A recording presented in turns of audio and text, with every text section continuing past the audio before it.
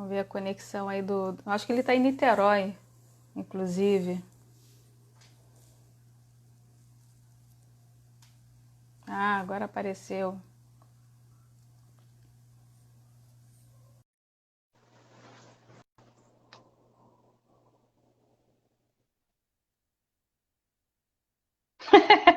Bom dia!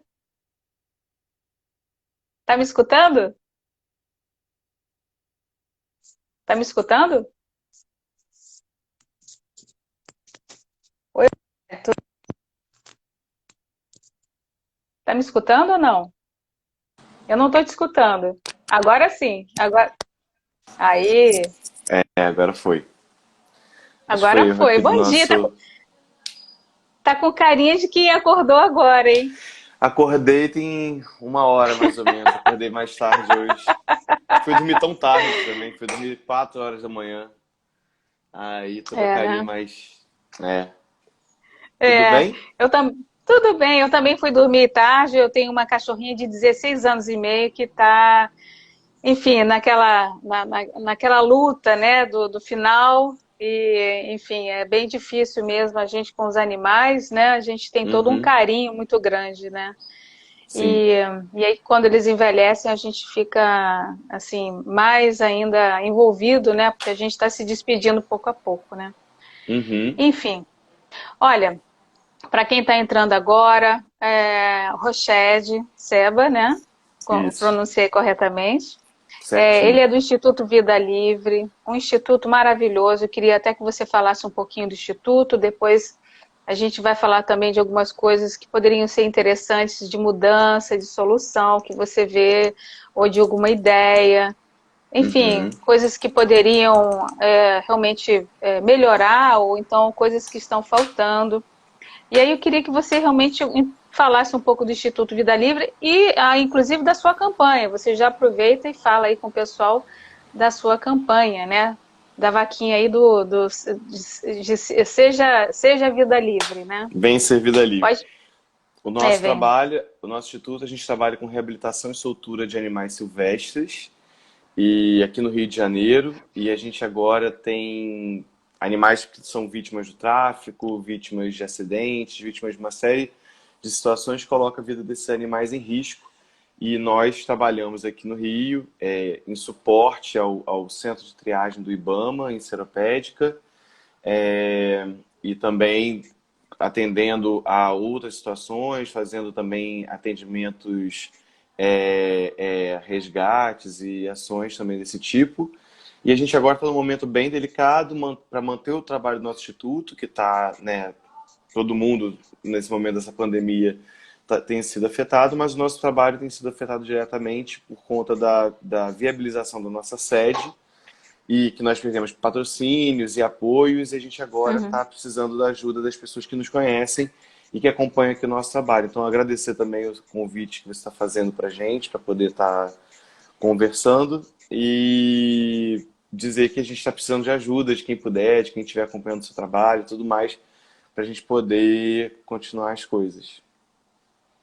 Inclusive tem uma campanha de vocês, você tem até a opção de, dependendo É, da eu doação. coloquei até o link aqui agora, que aí é só. As pessoas podem acessar esse link aqui no nosso. Deixa eu ver se eu consigo fixar para você. Não. Acho que você só que Você já está fixa ficando craque aí em live, hein? É, mas Tô vendo. a gente tem a nossa campanha está no ar com o nosso link que está aqui, mas também quem quiser pode acessar a bio do Instituto e também lá vai ter todos os indicativos de como participar, de como que as pessoas podem participar da nossa campanha. Tem as nossas recompensas, mas também as pessoas podem doar com É. qualquer valor. Então é super legal poder trazer isso e conversar com você. Inclusive eu vi na página de vocês a transparência das doações, né? Enfim, é Uhum. tudo muito bem esclarecido. Você vê até as pessoas que fizeram suas doações. Tem umas que são anônimas, mas a maioria colocou quanto doou, o prêmio que vai receber. Inclusive tem um prêmio que eu gostaria muito de fazer. Vamos tentar ver se melhora a situação. Realmente passar um dia com vocês e ter essa oportunidade, né, de entregar a liberdade para um animalzinho, né? Uhum. Que é tão Isso daí precioso. é porque a gente pensou em todas as situações que fossem possíveis para que as pessoas pudessem participar do projeto, né, e conhecer o que a gente tem feito, mas também viabilizar o trabalho que a gente está fazendo. A gente tem uma casa alugada agora, no Jardim Botânico, que vai ser a nossa sede, e a gente estava com uma obra para começar. Tem todo o trabalho para iniciar e a gente sabe os custos que são tudo, e a gente está tentando manter toda a nossa equipe sem nenhuma baixa durante a quarentena, então está sendo bem delicado esse momento para poder garantir que o nosso trabalho continue, que as pessoas continuem trabalhando e a gente consiga entregar um trabalho que desde 2015 já atendeu a mais de 9 mil animais. Poxa Então, vida. e não é pouca coisa, porque são quase 9 mil processos, 9 mil histórias, 9 mil situações que vão depender um tempo, um horário, uma história, cada coisa tem uma demanda diferente. Então é bem legal Entendi. a gente poder abrir essa história, né, trazer mais pessoas para isso, e eu acho que isso para a gente é super importante. É. Inclusive, eu acho até muito bacana porque você coloca a vida desses animaizinhos, tipo o Patriquinho, tem a Verinha. A Então, gente assim, bota os você nomes. acaba, então, assim, acaba criando uma história, né, da vidinha daquele animal antes da sua soltura, tudo que ele passou. Então, assim, acaba humanizando e aproximando as pessoas daquela vidinha. Vamos supor, o Patriquinho foi uma coisa, assim, muito... é, Alguns era animais a gente piquititinho, né? quando vem, principalmente quando vem filhote ou quando vem um animal muito machucado, e a gente vai recuperando aquele animal, ele vai ficar um tempo maior com a gente. Então a gente vai. É interessante que as pessoas vão memorizando e lembrando das histórias dos bichinhos. E a ideia disso não é humanizar a narrativa, né, do que a gente está trabalhando e não humanizar o bicho. O bicho não está domesticado. A gente agora está sendo até engraçado que eu postei hoje um vídeo da Verinha, né, que a gente está com ela no mato, e aí as pessoas, pelo amor de Deus, não vai soltar, né? Eu acho que aí tem um monte de gente achando um monte de coisa. Eu acho divertido, mas eu acho que é legal que as pessoas se mobilizem e deem as suas opiniões e a gente conversa. Acho que isso é legal, sabe? Porque a gente troca sempre. Mas aí eu sempre explico, não, ela não, a gente está fazendo uma coisa que a gente sabe que é o correto, que tem responsabilidade, né, e efeito de ser uma coisa positiva e efetiva ao longo do processo. Ela vai ficar isolada, a gente está levando ela para a área de soltura, ela vai ficar isolada um bom período dentro do viveiro, depois ela vai ser solta. Então tem todo esse caminho. Então, assim, a gente coloca o nome Verinha, não é para ela saber que ela é Verinha. O nome Verinha é para as pessoas saberem a história daquele ouriço que ficou com a gente. Ela já está com a gente há quase 8 meses, então, que foi cuidada desde filhotinha, que mamou na mamadeira. Ela foi diferente do Blitz, que foi outro ouriço que foi encontrado maiorzinho. Então, assim, são histórias diferentes, que por isso que a gente bota outros nomes, que não sei, assim, eu acho que para mim acho mais adequado do que a gente colocar ouriço um, ouriço 2. É, é Sempre, mas é verdade. método, né? Só método de trabalho, não chega a ser uma regra para ninguém conduzir igual. É uma percepção nossa e que a gente conduziu e toma para fazer assim. Legal. Não, e fica até lúdico, né? Apesar de ser é lúdico, mas de uma história que veio de algo muito ruim, né? Porque esses 9 mil animais, tirando aqueles que foram talvez acidental, assim, de uma maneira não assim brusca como a caça, como o tráfico de animais silvestres, né? É, um, é, é uma é uma triste realidade, né? Mas Porque tem uns que tem o fato, né? Tem um contexto de tristeza, né? Tem um contexto de tristeza que a gente fica muito angustiado de perceber como é que pode a ignorância, o egoísmo, a ganância, né, fazerem com que uma pessoa voluntariamente destrua a vida de um animal ou destrua uma etapa da vida de um animal, que é igual você tirar um filhote de papagaio, de tucano do ninho, aprender passarinho, aprender um macaquinho, aprender a aprisionar uma tartaruga. Como que uma pessoa decide fazer isso voluntariamente? Por que que a gente precisa investir e trabalhar mais, né, investir na conscientização das pessoas sobre isso? E também tem essa questão, como você falou, né, acidentes, um animal que às vezes foi atacado por cachorro, foi atacado por uma outra, mas aí também um cachorro é uma responsabilidade nossa. Só que Uhum. independente deles terem vindo por uma responsabilidade nossa direta, ativa, passiva, efetiva, enfim, eles estão sempre numa situação triste. Isso é realmente uma verdade. Porque é muito triste um animal que nasceu para ser livre, qualquer ser que nasceu para ser livre, está dependendo de um outro ser para poder sobreviver. Então, aquilo dali já é um momento dramático, sempre vai ser um momento dramático. Então, e às vezes a gente não tem essa percepção de que aquilo dali, a origem de todos esses 9 mil animais foi dramática, sempre foi dramática. É. Desde estar perdido da mãe, desde de estar desorientado que bateu numa vidraça, desde ter sido caçado. É sempre uma coisa horrorosa e triste, assim. Então, transformar essa realidade de tristeza desses animais é uma das coisas que nos mobilizam para poder, né, o tratamento individual. O que a gente pode fazer para reverter no indivíduo aquele trauma, preservando, né, e garantindo que esse indivíduo volte para um local que é o dele. E aí a gente está preservando a biodiversidade de um determinado local. E Uhum. nesse processo, né, a gente também está se manifestando, dizendo do valor que a gente vê em ser livre, do valor que tem no cuidado, do valor que tem realmente em ser livre. Eu tenho para mim, com certeza, que você soltar um bicho é você também falar, seja livre. Eu acho isso super forte. Entendi. Agora, Rochelle, a gente, pelo menos aqui, eu estou falando dentro da realidade do Rio, né? Eu moro aqui há, sei lá, 40 e poucos anos. Você é de E onde? eu sou da Suíça, de Hum, Lausanne. E vim aqui com 5, 6 anos. É, e uma coisa que me entristece muito é ver a quantidade de animais em gaiola, principalmente os pássaros, né? Enfim, a gente vê em cada prédio, em cada açougue, em cada banca de estabelecimento, muitas jornal, vezes, banca de jornal, você tem muito. vê esses pássaros engaiolados, gaiolas minúsculas, e a desculpa da maioria das pessoas é dizer que o animal é de cativeiro, que se soltar vai morrer, e que isso está dentro da legalidade e tudo mais. O que você vê como sugestão assim para o Rio? Seria. Porque assim, a minha vontade seria até mesmo falar assim: olha, agora a partir de hoje vamos tentar ver se a gente proíbe isso. Né? Proíbe o comércio, né, desses pássaros, mesmo sendo em cativeiro, porque dizem assim: canário, esse canário está de cativeiro já há séculos, então não adianta fazer ele se reabilitar para a soltura.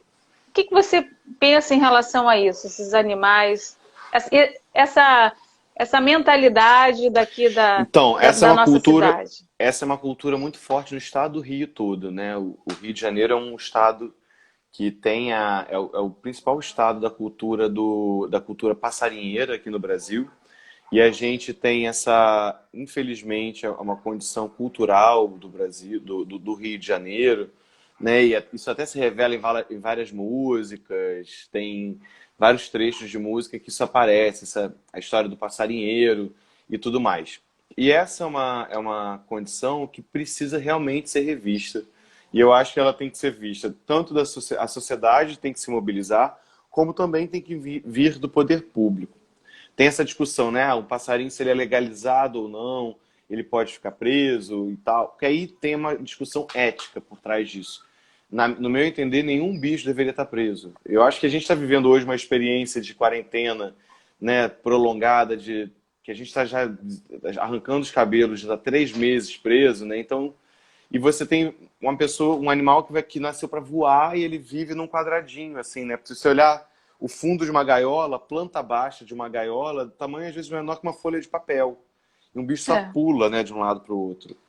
E eu acho isso é impressionante como é que isso não é autoexplicativo. Um bicho voar e tá preso. Como é que você não consegue entender que tem algo errado naquele processo?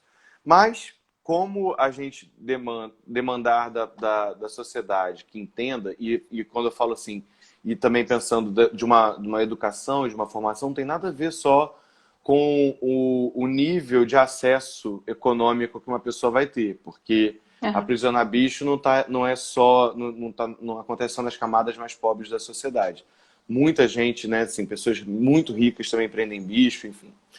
Eu acho que a gente precisa ter políticas públicas sérias, uma legislação séria, né, que tenha e um poder do executivo de preparar esses fiscais para poder averiguar, ver a veracidade de uma anilha, a veracidade de um documento, poder identificar maus tratos, saber os fiscais saberem que espécies são aquelas que estão ali naquele momento. Porque muitas vezes um policial não sabe nem o que está apreendendo, vai no impulso.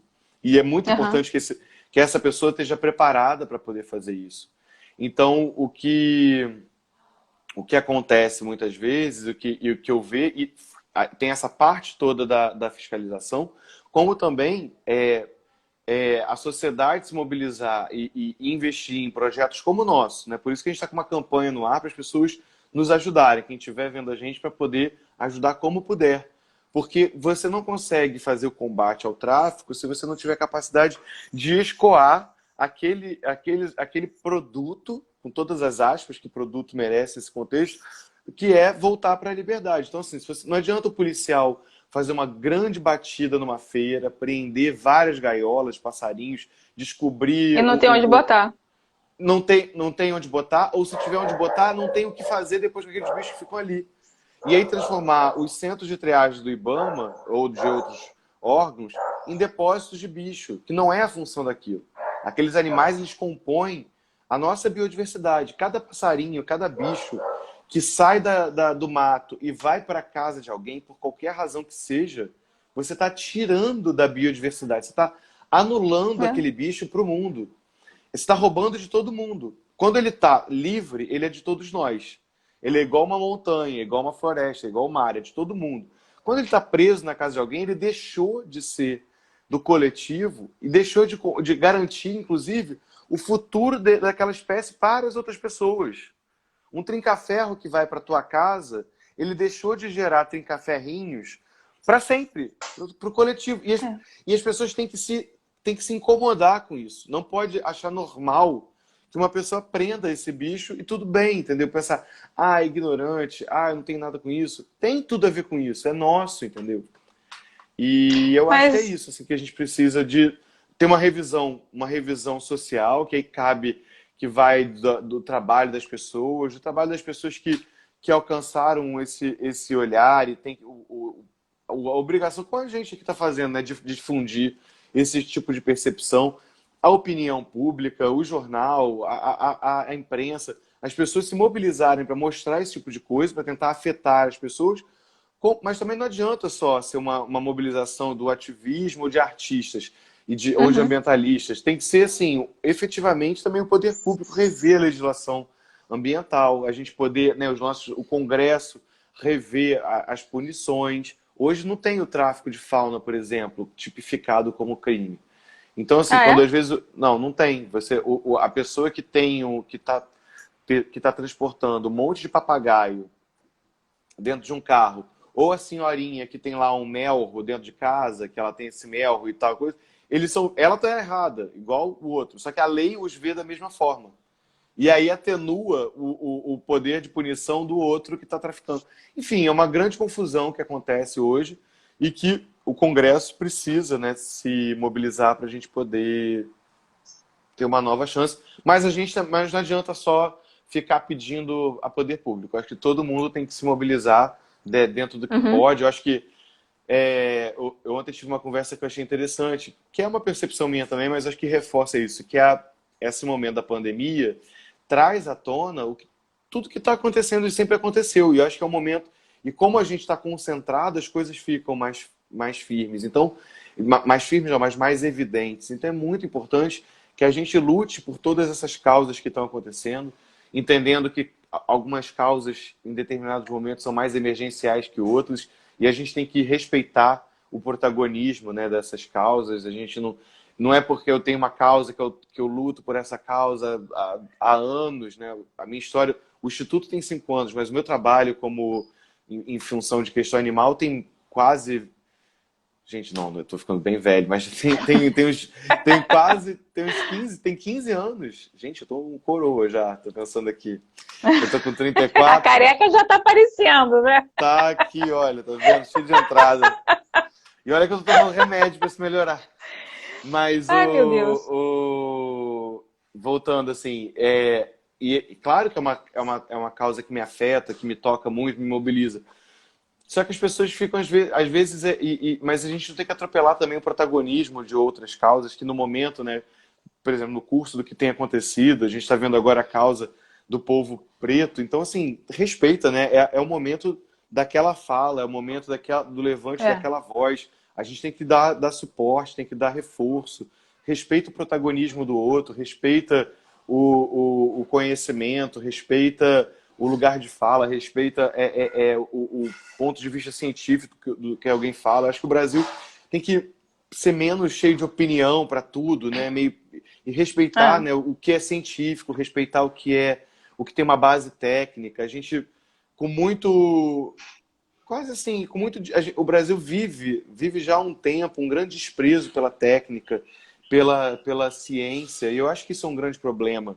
Você, né, tanto do ponto de vista dos investimentos, do que se aplica de dinheiro nos grupos de pesquisa, nas universidades, no fomento ao desenvolvimento acadêmico e científico, como também a própria percepção da sociedade sobre isso. Todo mundo lê uma mensagem no Zap e já sai disparando aquilo como se fosse uma verdade, e já acontece a Não todo critica. mundo.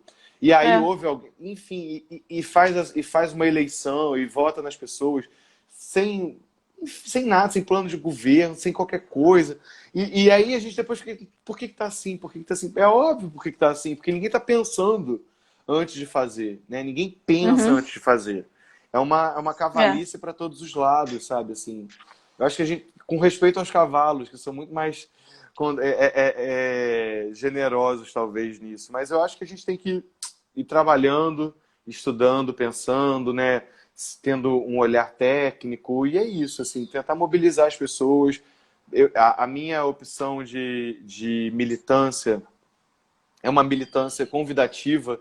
A gente Uhum. busca trazer as pessoas a refletirem, a pensarem com a gente. Por isso que, né, tem textos, tem os nomes dos bichos, tem essas coisas, para tentar fazer as pessoas verem, sabe? Assim, acho que é melhor do que Uhum. cagar regra. Enfim, estou falando aqui bastante, E, mas... e, não, é isso aí mesmo. Rochelle, você já fez algum trabalho com criadores assim de animais, de pássaros? Você já fez algum trabalho de tentar mudar? Porque Ah, a questão não, eu entendi você de, falando com criadores, pessoas que criam animais, tanto comercialmente como de outras formas, de um para modo poder... geral. Não, não, não, a gente tem, isso é uma coisa que a gente fica muito feliz de ver acontecendo. Pessoas que entram em contato com a gente e falam assim, poxa, depois de conhecer o seu trabalho, depois de conhecer o trabalho de vocês, eu não quero mais eu não quero mais manter meu passarinho aqui em gaiola. E a gente vai, avalia, vê qual é a situação, vê se o passarinho pode, se tem condições. Então, assim, isso acontece muito, de orientar até pessoas de outros estados, isso acontece bastante. Mas aí é o proprietário de um animal. Eu estou falando assim de criadores, Ah, criador pessoas. comercial. É. A gente já fez trabalhos com criadores que cederam, que destinaram para a gente grupos de animais Ah, para fazermos reabilitação e soltura. Animais nascidos em entendi. cativeiro, né, foram deslocados daquela função de reprodutores em cativeiro para serem soltos. Foi um grupo de ararinhas e periquitos, e tem 3 desses casais que ainda estão na área, a gente vê eles sendo monitorados. É bem interessante assim, de ver que esses animais nasceram em cativeiro, passaram por todo um processo de reabilitação e hoje estão livres. Isso é bem legal Que ótimo. de acompanhar e fazer. Que legal. O anilhamento, né, é uma forma até Eu não sei, quem é que dá a anilha, no caso é o IBAMA, né? Que dá ou é um veterinário. Não, Eu não entendo muito bem, mas a assim, o anilha, eu acho anilha. que a anilha, ela é, eu não sei, a anilha ela é emitida por tem uma licença, que quem emite a licença para a produção da anilha e tudo isso é o órgão ambiental, né? Que pode ser o É o IBAMA, IBAMA. né?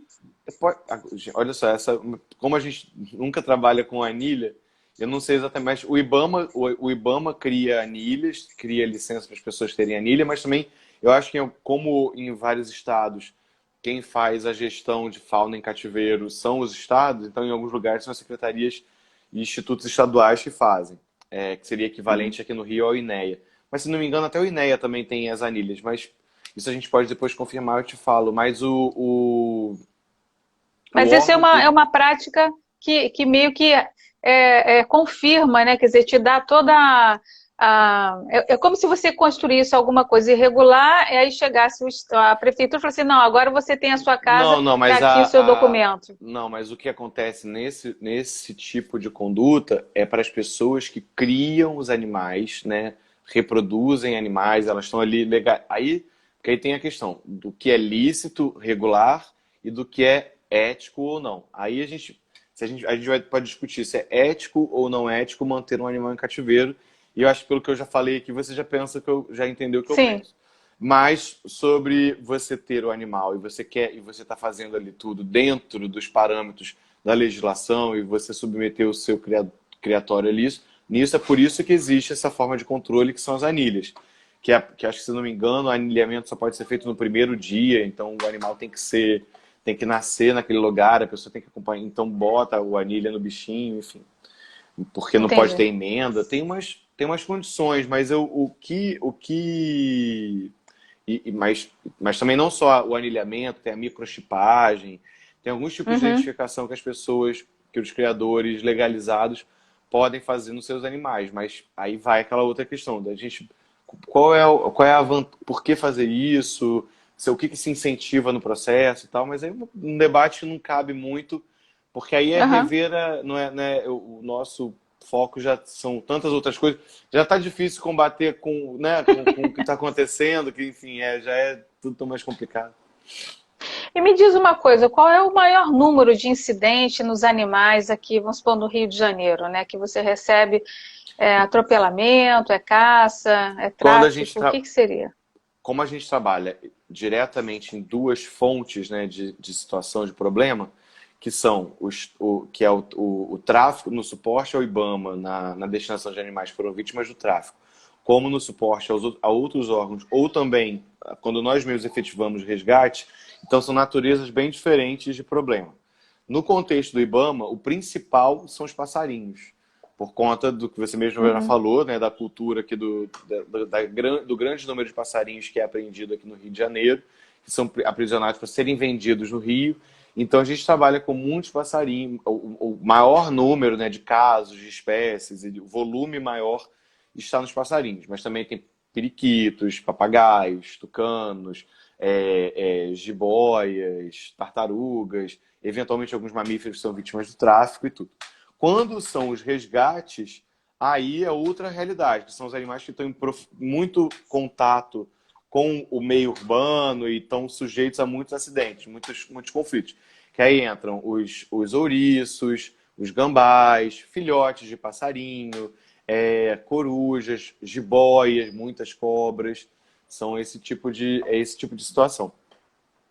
Entendi. Inclusive aconteceu comigo há quase 3 semanas atrás, eu estava subindo a Grajaú Jacarepaguá e vi uma preguiça Uhum, na placa de sinalização no alto. Eu falei, caramba, ela vai cair, porque não tinha mais galho, não tinha mais nada uhum. para ela se segurar. Então eu fiz o retorno, voltei, liguei para o Bernardo Egas, que é o secretário, né, de Meio Ambiente, e falei, olha, Bernardo é ótimo. ó, Bernardo, a preguiça está aqui, acho que ela vai cair exatamente no asfalto. Aí ele acionou o Fábio, né, da patrulha, e aí ele falou, e foi me orientando, porque a gente cai no problema de que o efetivo é mínimo, né, da patrulha E agora está ambiental, eles têm menor que... ainda. Pois é, com a pandemia, muita gente afastada e o perímetro deles é enorme aqui no Rio de Janeiro, um absurdo, né? E Uhum. eles tratam de tudo, né? Desde despejo de esgoto até caça, Desmatamento, queimada, caça, tudo. tudo. Pois é, então, e aí realmente eu fiquei bem preocupada e comecei a meio que afugentar ela. Ela conseguiu descer, mas estava assim a meio metro da pista, Grajaú-Jacarepaguá. E aí o Fábio falou, não, se ela. Aí ele falou assim, eu não posso ir aí tirar ela porque ela está na floresta. Eu falei, mas Fábio, ela está a 50 centímetros da rua. Ele falou assim, não, mas é mata ainda, eu não posso. Então ficou uma coisa assim, eu fiquei tão nervosa, sabe? Porque aí eu comecei a assustar ela, e ela preguiça, devagar, né? Eu tive que assustar muito ela até ela sair. Mas foi bem complicado. E isso veio alguns curiosos, aí gente querendo tirar foto, ficar perto, tocar, aí É um começa, saco, né? é um Aí, bom, desespero. graças. E justamente ali eu vi que tinha assim muito lixo, né? E muito despacho de macumba também, né? Eu não sei se ela estava descendo para se alimentar de alguma coisa, ou enfim, mas ela foi para dentro do mato de novo. Foi uma situação complicada. Elas Então, tentam, assim, né? É muito comum elas atravessarem. Porque a cidade nasce onde era uma floresta. Então, o curso delas é atravessar, é se movimentar. Aí tem uma árvore do outro lado, ela vai atravessar. Mas é esse que é o problema, né? O risco todo está nesse. é. Agora, você não acha que a cidade, a gente vê isso, eu acho que só na Transolímpica tem uma ponte ecológica somente, né? Você está mesmo agora falando de que eles atravessam a cidade porque antes era uma floresta. Você não acha O que a Brasil é cidade considerado o deveria segundo investir país do mais? mundo total. Isso é muito, deveria ter sinalização, deveria ter né, passarelas de fauna. Isso não só nas cidades, como nas rodovias. O Brasil é um país campeão de acidentes de fauna. De acidentes de fauna em estrada. Tem um projeto bem interessante que é o projeto Urubu, que contabiliza esse número de animais. Tem vários pesquisadores, inclusive, com um trabalho longo, né, sobre isso, sobre o volume de animais mortos em estradas no Brasil e que, ou se não morrem no momento, morrem, deixam os filhotes, morrem todos os filhotes, fica a mãe, enfim, é sempre uma tragédia. E, no caso da cidade, idem. Assim, então, é fundamental que isso tenha esse tipo de investimento, esse tipo de preocupação. Também com a preocupação e outra questão que também as pessoas não têm muita ideia são as vidraças que as pessoas colocam nos condomínios, né? Muro de É. vidro. Enfim, é uma armadilha de passarinho, de um monte de bicho que aquilo dali sai matando. Janelas, às vezes, panos de vidro imenso, né, que você vê em shoppings, em condomínios, em portarias, aquilo dali são armadilhas de passarinho. É, as linhas de pipa que matam e dilaceram as asas de várias aves, de corujas, fragatas, gaviões, urubus. Então, assim, a cidade é cheia de... Ela potencializa diversos conflitos que são, né, que fazem com que esses animais precisem de suporte. E precisem de suporte e atendimento especializado. Isso é difícil, é um investimento, é caro fazer isso, né? O trabalho é bem caro para você fazer o cuidado, né, de você... Se você é porque todo mundo acaba, às vezes, fazendo as coisas meio que no impulso, cheio de amor, cheio de desejo de fazer. Mas se você Uhum, fosse uma pessoa que sai do zero, fala assim, olha, quero trabalhar e resgatar um beija-flor. A pessoa vai ter que ter o carro, o combustível, o local para manter, a energia para manter aquele bichinho aquecido, vai ter que ter tempo uhum. disponível para poder alimentar aquele bicho de meia e meia hora, vai ter que comprar comida. Não é barato, entendeu? Não é, tempo não é barato, É. o local para manter isso não é barato. Então, assim, a gente tem que investir nisso. Se o Brasil, se as pessoas estão preocupadas com isso também, a gente precisa investir junto. E você vê assim, a gente está numa batalha danada, fazendo uma campanha, e isso está sendo super difícil. A gente entende o momento complicado que está, mas é super difícil. Então, assim, a gente precisa realmente que as pessoas ajudem, que as pessoas se mobilizem e tenham consciência, né? Tanto a consciência de ajudar quem está fazendo, como também de não criar um problema. Então, assim, poxa, se Uhum. você pode evitar Se você quer muito soltar pipa, pô, tenta não soltar pipa. Mas assim, se você quer muito soltar pipa, tenta soltar pipa nos horários que tem menos fluxo, menos trânsito de aves e tal. No que não é de manhã cedo, ou não é no entardecer. Ah, não, mas você quer soltar muito pipa. Então, pelo menos, não coloca, né, o Cerol, cerol, cerol. que aí se enrolar na ave, tem mais chance dela não morrer, dela não perder a asa, né?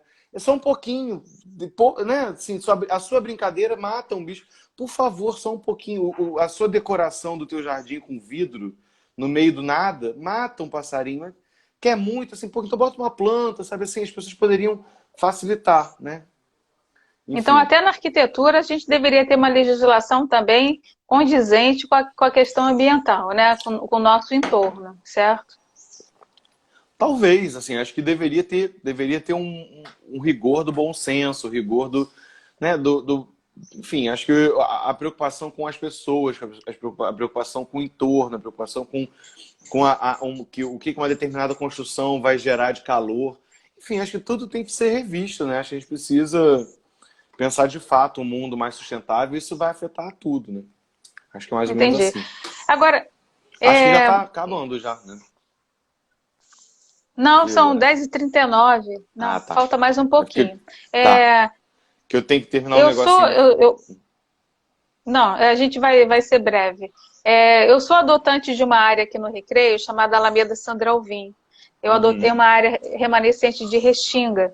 E, e ali eu plantei mais de 700 mudas, né? Eu e uma equipe de moradores, um grupo chamado Patativas.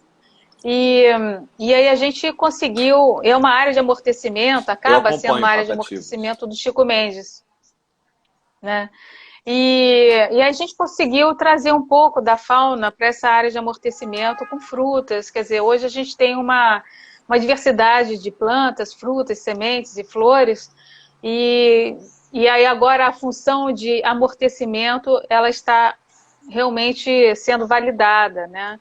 Uhum. E, e aí eu te pergunto, a questão da adoção de espaços públicos, onde a gente pudesse plantar, né, árvores que pudessem ser alimento para esses pássaros. Você vê isso com bons olhos numa área urbana, ou até mesmo telhados verdes, jardins em telhados. Você acha que isso Isabela, eu acho seria isso, eu acho que a interessante? gente precisa eu acho que a gente precisa de muitas Isabelas. Acho que tem que ter muito. Eu acho que isso é fundamental. O que você está Uhum. fazendo, o que você se mobiliza, o seu interesse, o que você traz para isso. Se a gente tivesse mais pessoas pensando assim, seria muito bom.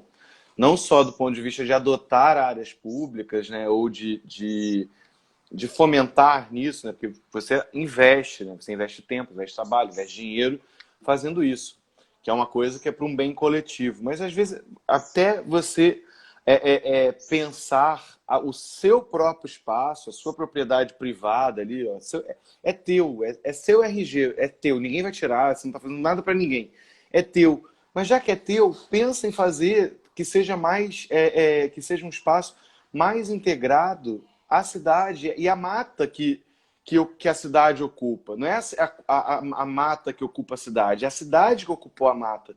Então, assim, vamos ser mais generoso com o local que a gente roubou de outras formas de vida. Roubou não, né? Uhum. Ocupou de outras formas de vida. Ocupou. Então, assim, se você tem um jardim, ao invés de você encher o seu jardim de plantas que não são daqui, que não são nativas, que você botou, enfim, porque um paisagista de outro lugar mandou você botar, e você não, bota plantas que são nativas, que vão servir de alimento para os passarinhos que estão aqui em volta, para as abelhas, para os insetos, para os borboletas, para os besouros.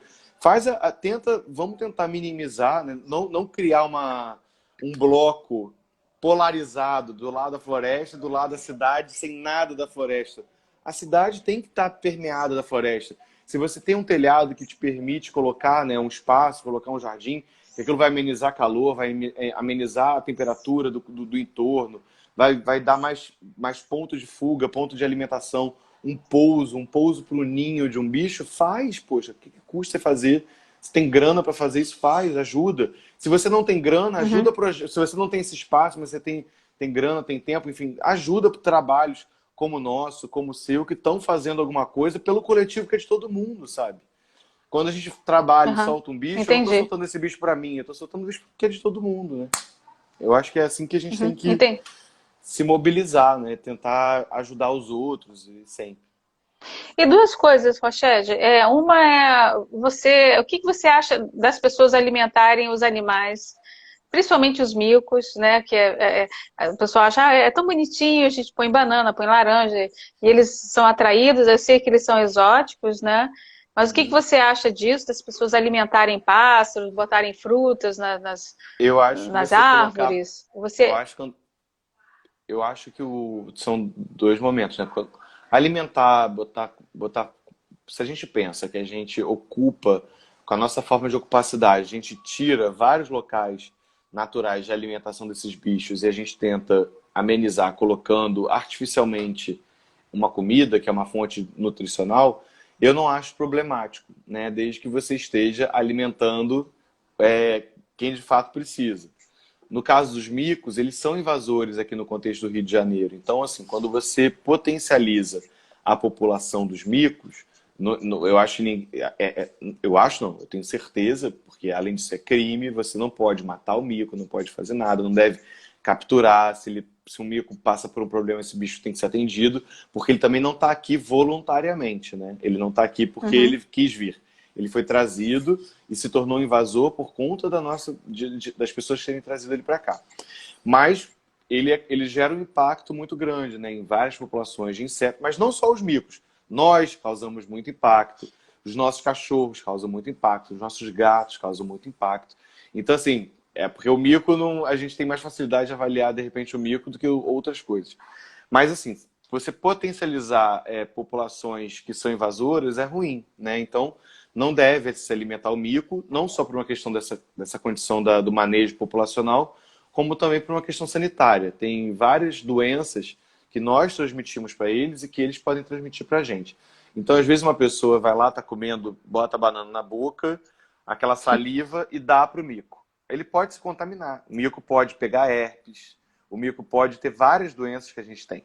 E que neles vão ter uma performance diferente do que tem na gente. Neles podem ser fatais e também podem, depois de sofrerem mutações nos micos ou em outros animais, virem para a gente. Então, assim, não é para ter esse contato, essa relação tão promíscua com os bichos, entende?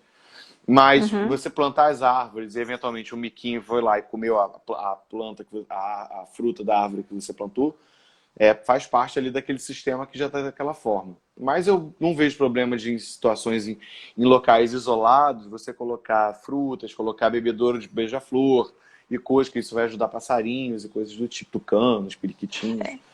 Eu acho super positivo. Lenda o beija-flor, você tem que comprar de fato aquele produto que é vendido em pet shop ou você pode botar água e açúcar? Porque muita gente fala A que não água com pode, açúcar. porque necrosa o bico. Não, eles não são adaptados para tomar sacarose. Aqueles produtos que você compra em pet shop, né, Uhum. eles são de frutose. Assim, por exemplo, caiu um beija-flor, ele bateu, explodiu no vidro da tua casa, você quer dar uma coisinha, uma glicose para levantar ele, aí você faz uma solução emergencial. Você pode botar água, pode botar fruta e pode botar um pouco de açúcar normal, né? De preferência menos refinado possível. Mas ali é uma situação emergencial. No caso do que porque, por exemplo, a gente às vezes, cuidando de beija-flor, a gente bota danoninho, que tem açúcar, mas não é nem por causa do açúcar, é por causa da proteína e da gordura do danoninho. Mas porque às vezes é difícil você reconstituir uma dieta artificialmente. Mas vamos lá, voltando. Só que você pode colocar só a água, que para os beija-flores é ótimo, que tenha a água disponível para eles, mas Ah, você é? Ah, pode, eu não sabia. aquele produto que você compra que tem de várias marcas, né? Aquilo é super bom porque aquilo é a base de frutose. Então tem menos impacto para eles e também aquilo dali conserva mais tempo do que a sacarose. A sacarose fermenta muito mais rápido. Então às vezes o Ah, passarinho vai entendi. beber, passarinho não, o beija-flor vai beber ali e já está bebendo uma água fermentada, entendeu? Uhum. Ah, entendi. E Tá aí pode dar certo. problema para ele. Mas isso de Tá, necrosar bicho, de necrosar bico, eu nunca vi, não. Não sei se isso se aplica. tá. E para uma pessoa que então está numa situação de tendo um animal silvestre, não estou dizendo nem cachorro e gato, tá, gente? É só para ficar bem claro. Seja um gambá, seja uma preguiça, uma ave, ou mesmo um réptil, né? É, o que que ele deve fazer? Qual é a sua orientação? Se ela tem um animal, se ela tem um animal que é de cativeiro, que ela tinha e que ela queria e que aquilo dali já ela percebe, aquilo incomoda, ela tem o direito que é a entrega voluntária. Isso é uma condição prevista em lei, que a pessoa pode ir em qualquer órgão público, em qualquer órgão ambiental, pode ir e aqui no Rio de Janeiro ela vai no IBAMA e entrega esse animal. Ela não é submetida a nenhum tipo de punição, constrangimento, nada. Ela está ali, ela está entregando o animal e deixando de cometer um delito. Se ela resgata um bicho, enfim, tem uma situação como essa que você viu da preguiça, aí corre para todo mundo, que aí liga para o bombeiro, liga para a polícia, liga para a Secretaria de Meio Ambiente, liga para as ONGs, aí pede ajuda para todo mundo. É assim que tem que fazer. Mas a gente sabe que é difícil, né? Ah, É é. super difícil, mas infelizmente hoje, no sistema, numa cidade que não tem. No Rio de Janeiro não tem nenhuma base de suporte de atendimento à fauna silvestre.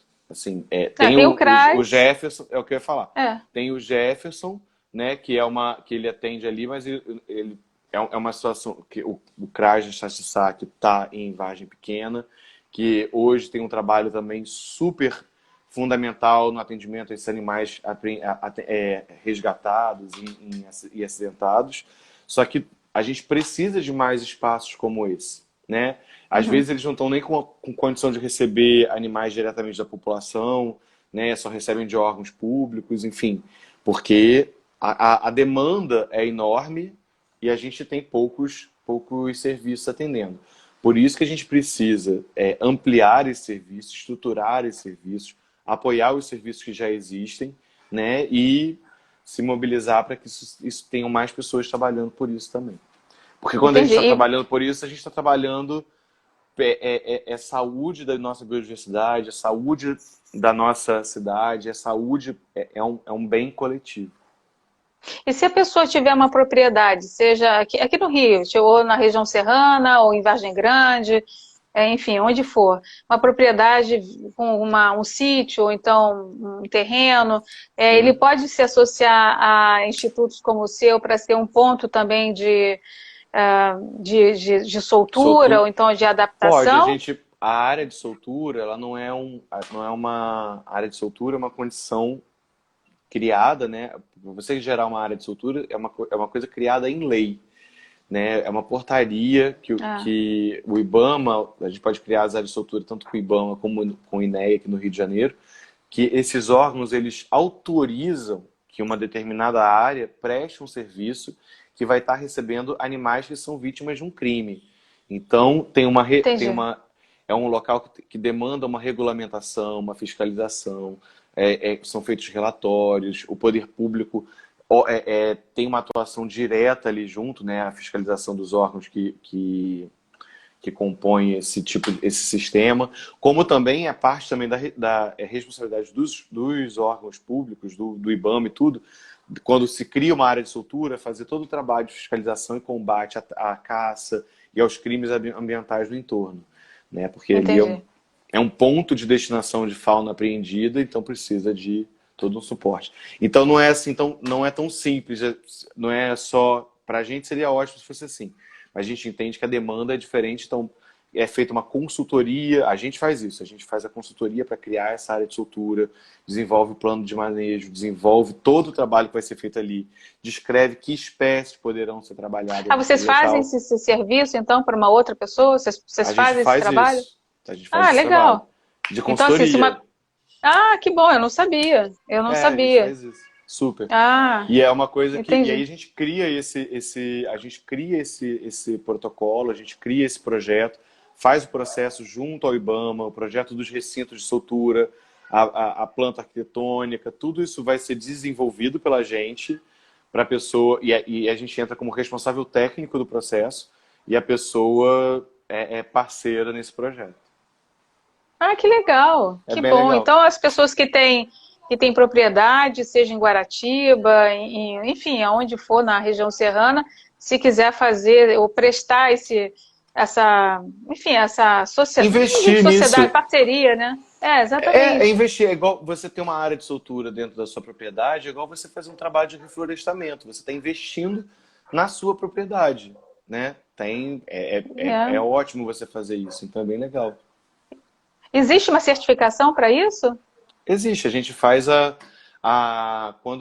quando é criada uma área de soltura, a gente cria, o IBAMA publica, né, em diário oficial uma portaria autorizando aquele proprietário e aquela descrevendo a área, a localidade, para que aquela área ali seja tá autorizada a funcionar como área de soltura, né? E o E a plano de pessoa tem manejo. alguma isenção, tem alguma contrapartida em impostos, Vo- alguma coisa assim? Algumas pessoas podem buscar isso junto, porque às vezes depende, no caso de cidades aqui no estado do Rio, depende da legislação municipal, né? Alguns municípios prevêem esse tipo de abono, outros não. E aí Aqui depende no também do Rio. tipo. Aí no Rio não tenho certeza, a gente pode até depois perguntar para o Bernardo. Ou não sei se isso já está sendo feito, posso acompanhar. Porque as áreas de soltura que a gente tem no Uhum. Rio, isso não tem essa. A gente tem duas áreas de solturas no Rio que não tem essa. Que os proprietários, no caso um é proprietário, no outro um é responsável pela área, não teve essa demanda. Mas vai variar de acordo com a condição do imposto, né? Se é o ITR, não sei o que, enfim, tudo isso Aham, que vai compor a regularidade daquela propriedade. E aí, legal. enfim. Mas é bem interessante essa questão das isenções, que são incentivos, né, também. É, exatamente, exatamente. E, Rochette, para finalizar, eu queria que você realmente deixasse uma mensagem, né, para quem está nos escutando e para quem vai assistir a live que vai ficar gravada no YouTube e no Instagram. O que que você espera daqui, principalmente aqui da cidade do Rio, o que que você gostaria de ver diferente ou melhorar? Enfim, qual é o que que você almeja, né, aqui para nossa cidade? Eu acho assim, vou te falar uma coisa. Eu não sou do Rio, né? Eu sou de Niterói, mas eu sou muito apaixonado pelo Uhum, Rio desde sempre. E eu queria poder ter visto o Rio sendo descoberto. Eu queria poder ter visto os primeiros anos de ocupação do Rio. Sou muito assim fascinado pela Baía de Guanabara, pela Floresta Tijuca, pelos mangues. Quando eu vejo assim aqueles desenhos e por exemplo, eu esqueci o nome de um artista que faz isso, ele até faleceu, que ele desenhava o Rio pré-ocupação, né? E aí os desenhos da Lagoa, Rodrigo de Freitas, a Bahia antes dos aterros, enfim. Eu acho que a gente mora e tem o privilégio de morar numa das cidades que são mais bonitas do mundo, mas eu acho que é o privilégio de morar numa das cidades mais biodiversas do mundo. O Rio é incrível em vários contextos, mas a gente conhece muito pouco da biodiversidade do Rio de Janeiro. E eu gostaria que a gente aqui no Rio pensasse, a partir de agora, com tudo que a gente tem. Ao invés de pensar tudo que a gente quer ter, vamos ver o que é que a gente tem, vamos ver o que é que a gente tem, o que é que a gente não precisa, esse lixo, esse cano errado, essa forma. O que é que a gente não precisa? É muito mais. Eu acho que o Rio precisa muito mais de uma faxina sem nenhuma a alusão moral do que às vezes as pessoas usam faxina, sobretudo até na história da nossa política. Mas assim, é, a gente precisa disso, a gente precisa desse lixo, a gente precisa. E cuidar do que tem, cuidar de tanta uhum, coisa que o Rio já tem. E tentar. E deixar que a própria natureza, que a própria, né, que tudo, que a própria vida se renasça e reconstrua. Eu acho que tem uma coisa meio nesse lugar e das pessoas investirem nisso e estarem e se mobilizarem, se conectarem. Acho que quando a gente está, por exemplo, fazendo aqui hoje essa conversa, né, a gente está podendo trocar e trazer isso junto e se conectar e juntos pensarmos coisas, né? Então isso é muito bom.